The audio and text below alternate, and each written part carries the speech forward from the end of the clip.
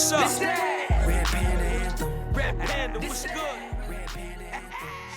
Check out. Number one is Carl Icahn's documentary. You can check that out on HBO Max.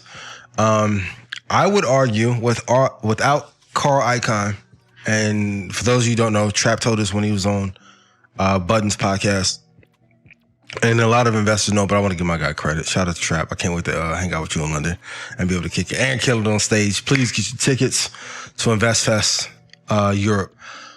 But the movie Wall Street is based off of the actions that Carl Icahn took in the early 1980s. So without that inspiration, we wouldn't have a Diddy, Jay-Z, P from QC, Birdman.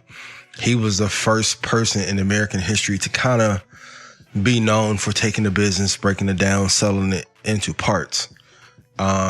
Fascinating story for all of you that love investing and have true aspirations of doing something incredibly big. His blueprint is one that you need to look at and take notes on and follow. Number two, Inside Job. If you have not seen that documentary, please do so. I know it's centered around what happened in 2007 and 2008, but the lessons are applicable here in this market. Number three, Breaking the Bank. Another great documentary about the crisis of the last recession. And even for my creators, I know sometimes when I go through these financial docs, some of the people are like, I don't need to know that because it really doesn't apply. I'm trying to work on XYZ. Every business that you are in is centered around finance. And either you're going to learn some of these tactics and tricks for your betterment, or you're going to be on the other side of the table complaining that you are getting robbed by people who know how to use these tactics. You got to pick. And especially in a recession, it is even more entrenched in the mind of every company. Who can we prey upon to get the most gains from?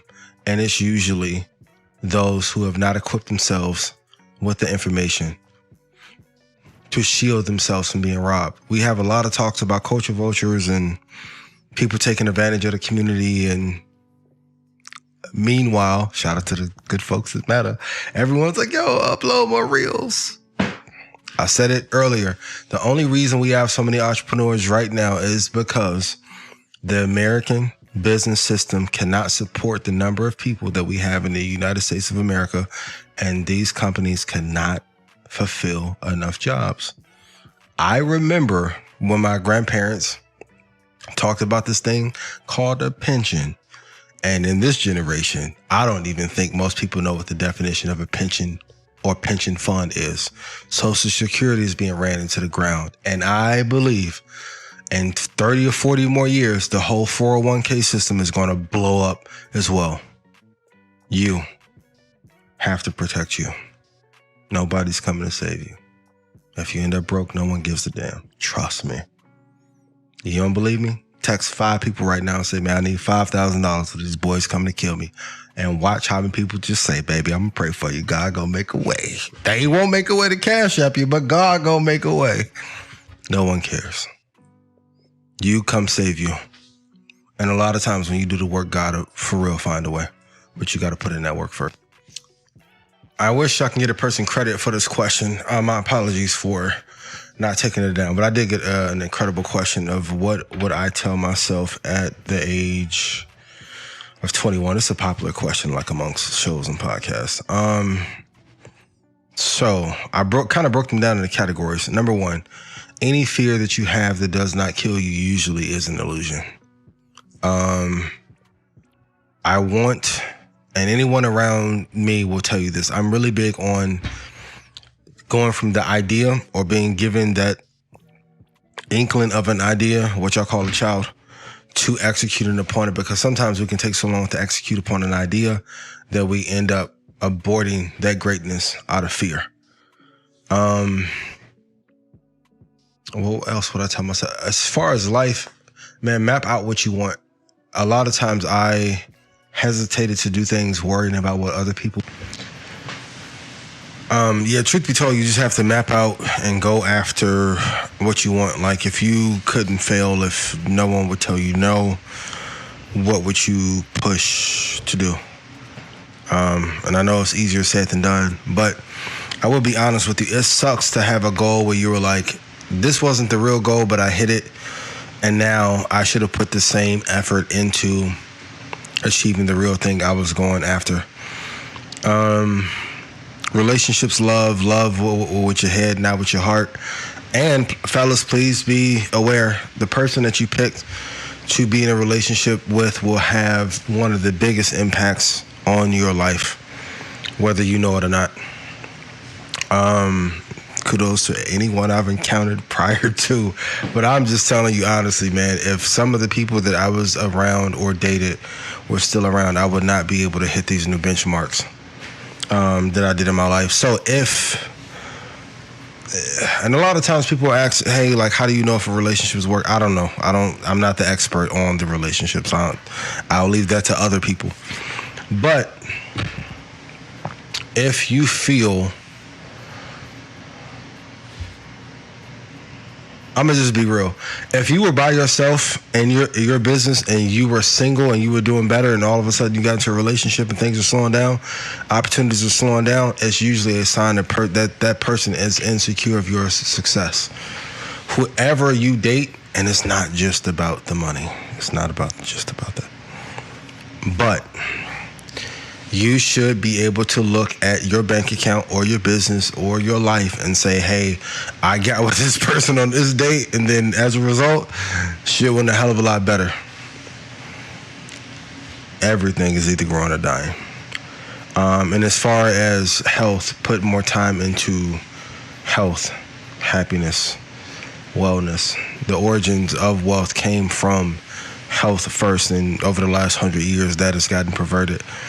But most importantly, on boundaries, I would tell myself at 21, set incredibly hard boundaries, and under no circumstances let anyone violate them. I got an amazing question. Is it okay to buy $200K worth of S&P and cash out in 15 years? The answer is yes. You still want to wait for the right price, but if you have a chunk of money and if you can hold for a 15-year period, man, I'll tell you, you are going to have some of your best days ever financially, for sure. Everyone please put in chat, safety in a stock is sexy. So even if it only grows at 10 or 15%, it is better than being down 40, 50% and having to worry about it, because you still have to look at the return on time that you're getting for these investments as well. And on the fundamental side, when you're looking at what to look at when you're evaluating a company, these are some things I want you to add. So number one, I want you to look at the net margin of a company. I like companies with higher net margins, for sure. Number two, do they have a superior product or service that their customer base feels is superior and they will not easily switch to another company based on price? So we talked about this with Apple's ecosystem. CrowdStrike is another example. But you don't want to heavily invest into a business that easily loses customers over small or incremental price changes. Number three, market share. In that space, what percentage of that pie do they own?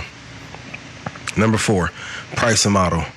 Pricing does matter. And I'm even seeing people pop up now saying, hey man, if Netflix is charging $350 for password sharing and it's $6.99 a month for ads, I'm not going to subscribe. And in my mind, I'm like, they're paying $40 million for a TV show. Is that not worth sitting through one ad? But that's the logical, enterprising side of my brain. And this is why I always say, if you are going to start off based on price being low, you're going to die based on a low price unless your distribution system is absolutely incredible and those margins are incredibly high. Next, what is the percentage of probability of expansion into another territory that no one sees coming? So Apple going into the healthcare and health insurance space is a prime example of that. And anyone who's been familiar with Apple or Microsoft or Amazon, so Amazon has decided to go on the pharmaceutical pill side of it. Microsoft, I think on the enterprise side, will probably push into that software component more so than Apple will. Apple, health insurance, great. And finally, what is the institutional ownership in that company? So when I'm looking at a company, if a bunch of institutions, banks, hedge funds, governments are not investing in it, I don't think it's a wise investment to pursue. This that Red Panda Anthem. Ian, what's up? This that Red Panda Anthem. Red Panda, what's good? Red Panda Anthem. Whole clip going up. I know they can't stand it.